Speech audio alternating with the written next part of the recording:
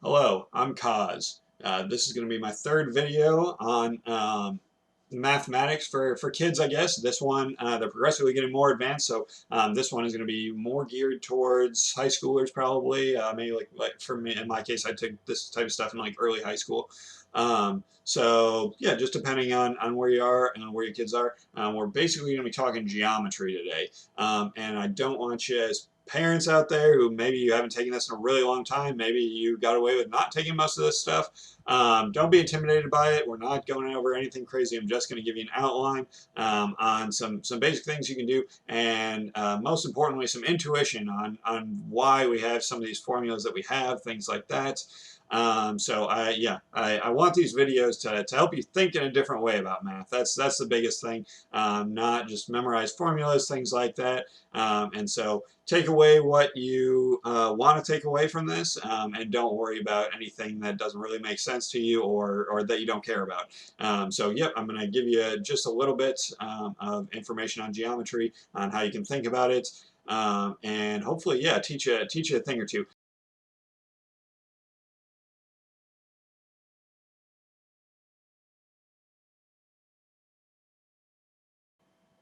All right, here we go. Working on geometry right now. This is the start of getting into much bigger things. So geometry, just opens a lot of gateways for you, I think. And you use little bits and pieces of it for a lot of different things if you continue in math. If you don't, you might even find a few things that you could use it for.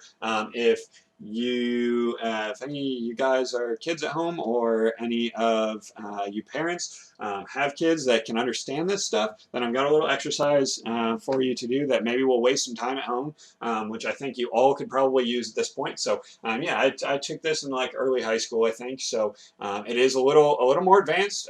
This is stuff that you probably don't deal with on a daily basis. So don't feel intimidated, parents, if you don't really know what I'm talking about in some of this. And that's okay, because you know the math that you need to know. I'm just here to hopefully give you a little insight into what your kids might be learning, or how to teach them. And hopefully, for those of you that do remember a little bit of this, know a little bit about it, it's just going to give you some new insight on it. So here we go. Area of a rectangle. Let's start with that. All right. This is our rectangle. Let's say this is 3 by 2. So all this is, we're trying to find out how much room is inside this thing. Let's make these in a nice little box. So these are nice little square 1 by 1 blocks, right? There's 6 of them, because this is 3 by 2. If you watch my counting video, like 2 math videos ago, with just like basic little kid counting exercises and stuff, then this is actually the exact same thing.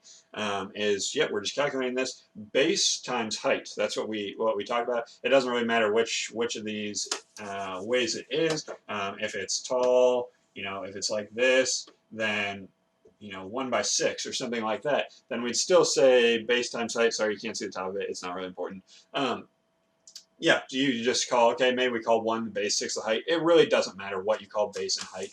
Just the two sides multiplied by each other, because that's how many blocks are in the middle. Real simple. If it's a square, then it's going to be the exact same thing. This is a 2 by 2 square. You got 4 in the middle of there, and this is why, like I mentioned 2 videos ago, this is why we call this a squared, why we say 2 squared, because there's 4. If it's a square with those sides, then that's the area of it. That's what we're talking about there. If you just to point this out, area and going around the outside is something different. So if you needed to measure like the perimeter of it or something like that, then you're talking about, okay, that is, let's say this is 2. That's 2, and this is 2, and so you just picture yourself walking around. You got to 2, and then 2, and then 2, and then 2. So this is actually 8 if you're going around the outside of it. That's not something that gets used nearly as much until you're talking about circles and you're talking about circumference. So, not as important right now. I want to talk about slope of a line. Because this is not necessarily a geometry thing. You probably learned this in algebra a little bit ago, but this is going to be important when we talk about triangles, especially. Let's say we want to do that. That's our line. And just to remind you, this is the x-axis, this is the y. We write our coordinates as x comma y. So if we want to write like this point that's straight out from it, that is going to be 1, 1. Because we did, it's 1 to the right and 1 up. I'm just making that up as I go, but so 1, 1 right there. This one is maybe higher. So when we talk about slope of the line, we talk about rise over run. What this is, don't worry too much about this notation, but that triangle means change in. That's how you read that. Change in y over the change in x, delta. That's what the triangle is, delta. Nice Greek letter, because mathematicians ran out of the alphabet. So yeah, and I don't know, I guess Greeks had math first, so it's on them, I guess. So this is the change in y over the change in x, and what that means is we are this is our slope of the lines equals slope. So what that means is we're counting, if we go from 2 points on the line, the slope is consistent because this is a nice straight line. If we pick 2 points on the line, then we want to know what our change was in y, how far we went up, over how far we went over. So rise over run, how far it ran while it was rising. So in this case, let's say that's 2. We'll make this nice and easy on us. So this point is 0, 0, right? And this point is 2, 1. That is incorrect. Please don't throw stuff at me. This is 1, 2, because that is y. So our rise was our change in y. So y was 0, now it's 2. So that means that for this line, our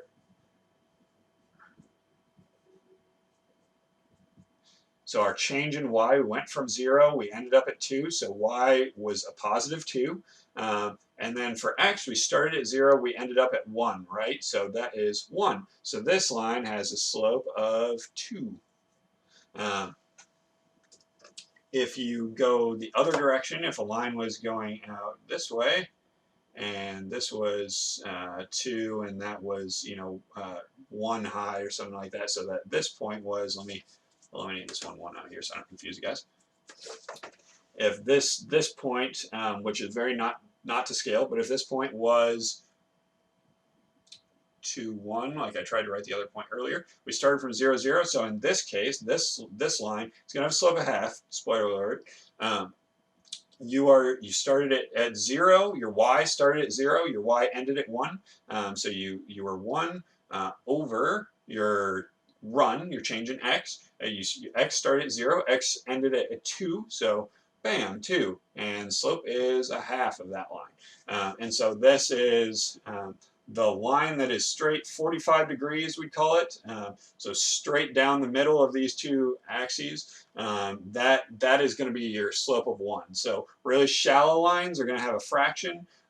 Really steep lines are going to have a whole number. And so if we want it, if like the higher the number, the more vertical your line is going to be. So if we had a slope of like 100, that means that for every 1 it's going up 100. So that's going to be like, basically straight up that you can't even see, because by the time it gets over this 1, it's going to be all the way up at 100. So yeah, that's how slope of lines works. Negative slope would actually be tipping back the other way. So if it like went this way, then as you went over in x, you'd actually be going down in y. So that's how you get a negative slope for a line. That's not too important right now. But I guess the reason this sort of ties into geometry is that you can actually make triangles out of this thing. And so if you right triangles are the big thing. That's what we like, which is triangles with a 90-degree angle in them that are perfectly, they turn 90 degrees. So what we can do is if we have like this point, we can just make this into a right triangle. So we just like make our own right triangle. The slope of that line is going to tell us things that we can use in trigonometry, like we can figure out what this angle is, what that angle is, stuff like that. We can even figure out, heights or lengths of these different things. So yeah, that's why slope of a line is important. Let's talk about the area of triangles so we can then go back and use that in a minute, that slope of that line. So area of triangles. Let's start with a nice right triangle. So this symbol right there means that that's 90 degrees. Means that it turns exactly 90 degrees there. And that tells us something. Triangles, all their angles add up to 180 degrees, if you didn't know that. And so that means that collectively these two angles together are going to measure 90 degrees, because we already have 90 of the 180 taken care of right there. That's not overly important. With a nice right triangle like this, we're going to do half base times height. So this is 2, this is 2. So half base times height is going to be 2 times 2, which is, so this thing is 4, and then we're going to do half of that. Half of 4 is equal to 2. So this is going to be an area of 2. The reason, so here's the real trick to this thing, is there's actually a really easy way to see this, and that is by drawing imaginary lines. This is, if I can teach you one thing out of this, it's draw imaginary lines on stuff and you will make your life easier, because if you can visualize what this thing is doing, then you are just going to save yourself a big headache. So since we already know that that the area of a rectangle, in this case a square, is base times height, then we know that this square, this imaginary square that we've made, is 2 by 2. It's got an area of 4. Well, since we just drew this line is just going down the middle of that, then we've only got half of it, right? We don't have the whole thing. All we need to do is take that square that has an area of 4, divide it in 2. And then we're going to have, yep, what we need. So this is actually what it looks like if you had that square and you're talking about, okay, 1, 2, 3, 4 squares. So ignoring the diagonal line this way right now, then we just have these 4 squares. We know that's an area of 4. Well, we've got 1 square there that's actually in our triangle. We've got half a square there and half a square there. So we've got two squares that end up in our triangle. And that's why that works. So half base times height is, yep.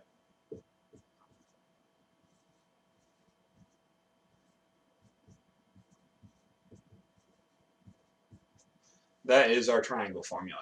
So now I want to talk about, if you've got a triangle that looks like this, then what the heck do you do with this thing? Because it's not 90 degrees. Let's say, okay, this almost looks like it's 90 degrees, but let's say that's not 90 degrees. How do we figure out this? Well, good news for you.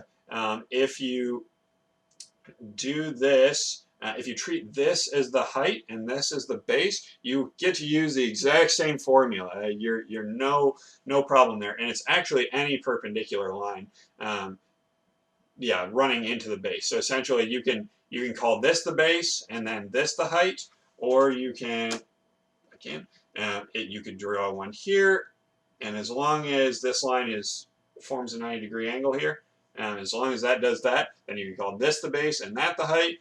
You can do it. Yep, you can do it even all the way over here and call this the base and that the height. It doesn't matter which way you do it. Here's the reason that you can do that. That is because, let me see here.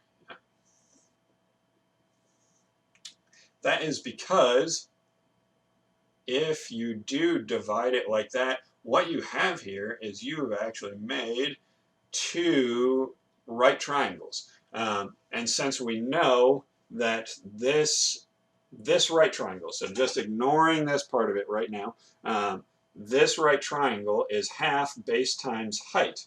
To make that simple, let's say this height is 2, I guess. So since you can move around your multiplication a little bit, let's just call this half height times base. Because that's exactly the same. We're doing half times base times height is the same as half times height times base is the same. Any order of that is exactly the same. So let's just call this half height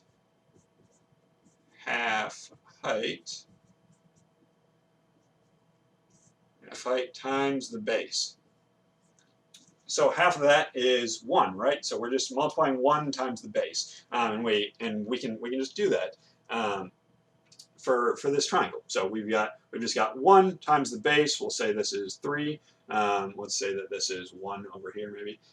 So if you divided this up, this total length is 4, but 3 of them are over here, 1 of them are over there. So we're doing half height, so we're taking half of that, 1 times 3. Bam, area of 3 for right here. Now over here, we're going to do the exact same thing and do half height, 1 times your base, 1, which is 1. So you've got 3 over here and you've got 1 over here. But since these are using that same leg, you can just combine them together. You're gonna multiply this by whatever this is, right? And you're gonna multiply this by whatever this is, and you're gonna add them together. So I'm not gonna get into too much order of operations stuff right now, but yeah, because of that, you can combine those two things, and you can just add these together. Call this whole base. I don't know where that line came from. I guess when I was drawing the dotted one. You can just call this whole base 4, and then just do that times half of your base. And so because you can divide this into 2 triangles, that's why that works actually. So a couple of bonus things just to remind you on circles. So I just want to toss it. I'm just going to toss these facts out at you. I'm not really going to explain them right now. But circle, area of a circle is pi r squared. Which r is the radius, which is this, not to be confused with diameter, which is all the way across. So it's just, yep, this is your r. You are going to square that and then times it by pi. Pi is, I'm also not going to go over where pi comes from, because it's not really important right now, but yep, you're going to do pi r squared is equal to the area. And so if this r was 2, you would square that, make it 4, and then you just 4 times pi, and that's going to be the area of the circle. So that's just a quick refresher, so you know that if you didn't. One thing that I always like to point out is something like this. So I'm such a bad math guy that I do not even remember the name of this shape right now. But if you have something like this, what you want is actually, you can turn this thing into a rectangle, basically. By chopping off this portion, you rotate it around over here, and when you do that, you just end up doing that, and now a rectangle is like that. So what you do to calculate the area of this thing is you're just using this height. If it were a rectangle, you'd have this height right here, and you just multiply it by this base, right? And we can probably figure out that height. Usually they're going to give you that height. To let you know. But then to figure out the length of this base, the trick is, since it's not this full base and it's longer than this base, it's actually the average of those two. And how we find an average is we add up everything, and then we divide by how many things we have. That's always how you find a simple average. Is if you want to find the average of 5 objects, you add up those 5 objects, and then you divide by 5. In this case, we've got 2 sides that we want to find the average of. So you're just going to take, let's call this side, it's a length of 4, and this side is a length of 2. So we're going to add up those 2 things, which is 6, and we're going to divide it by how many things we have, which is 2. So this is going to be an average of 3. So 3 is going to be the average of our sides. We're just treating that as the base to our new rectangle. So 3, the average of the sides, times height, which is the formula of rectangle, base times height. So in this case, if height was 2 or something like that, times 2 equals 6. So 6 would be the area of this thing. So yeah, that's just, I don't want to get too far into that because we're already running along, but yes, that is how you do it. So here's a fun exercise for you. Now that you have that, you can go out, send the kids out for a while with measuring tape or something like that. And I've done this before. Make them figure out the area of the backyard or something like that. Try and find an area where you've got a hard, Dad wants to know exactly how much lawn he has to mow out there, something like that. So you've got certain things that you don't have to mow. We've got a pool or a table there, something like that. We've got a jungle gym that's got a little slide off of it like this. Yeah, so shape is like that, and send them out to go find that. So how you're going to go about that? So here's the strategy. All right, let's start with how long is this side and how long is this side. So what you do is imaginary lines. I'm sorry you can't see that here. Let me draw it down here. So this side. So imaginary lines, that's key to everything, is just, make up stuff in your head to make it easier on yourself. So we're going to figure out what these two dimensions are. We're going to do base times height, so we can figure out the area of this whole thing. And then all we're going to do is we're just going to subtract out the areas that Dad doesn't have to mow or whatever. So like this area, this is like the deck. We don't have to mow that, right? So what we're going to do is we've got this whole area. Let's say we came up with the area of like of 80, and that was like what we, this is like 8 by 10. Maybe we're going in, I don't know, yards or something. It's going to be much bigger than this if you do it in feet, whatever. But let's say that, that whole thing is 80. Well, now we just need to subtract out this area that Dad doesn't need to do. Let's say that this is 4 by 3, so that's 12. So 80 minus 12. Now we have this whole area minus that area. Now we use like our pi r squared over here to find out the size of the pool. You can do that by running a measuring tape across it and finding out the diameter and then dividing that diameter by 2, and that will give you the radius so that you can plug it into the pi r squared formula. Then you subtract that out. Okay, that pool's got an area of 6.5 or something, and then this thing. Okay, you're going to want to divide up that. Do this square, since we know how to do that, and do this little tiny bit of the slide there. Do those two measurements.